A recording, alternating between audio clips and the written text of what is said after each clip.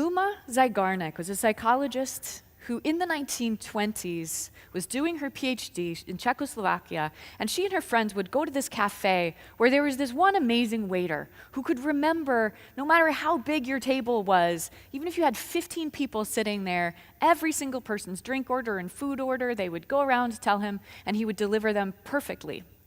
And we've all had servers like this, right? So Bluma and her friends one day said, we're going to quiz him. So after he had brought all of the food and drinks to their large table, everybody put their napkin over their meal or their drink, and they called the waiter back, and they said, okay, tell us what we ordered. And he couldn't remember.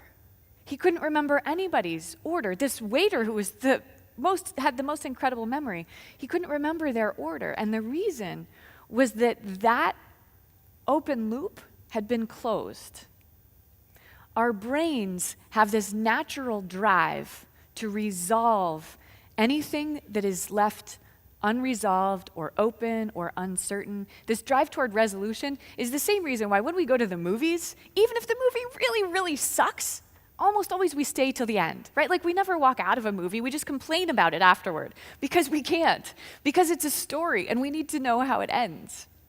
This is an open loop. Clickbait. Open loops, stimulating your curiosity, grabbing the attention of your alligator brain. You never cared before, probably, what Will Smith might think about his son saying he wants to remove something. Trump's IQ, Hillary's IQ, we don't know. I don't even trust the internet to tell us what it actually is, but it stimulates your curiosity even if you never cared. He thought it was Bigfoot's skull, but then experts told him this. What could it be, right? Did Neanderthals die because they didn't have jackets?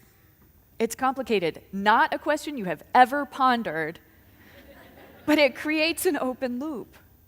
Like when you saw a movie and you're trying to remember the name of that actor, and you're going, what was the name of the actor? What was the name of the actor? And your brain, thank God for the internet, right? Because otherwise we just sit there short-circuiting with these open loops of information we're trying to remember.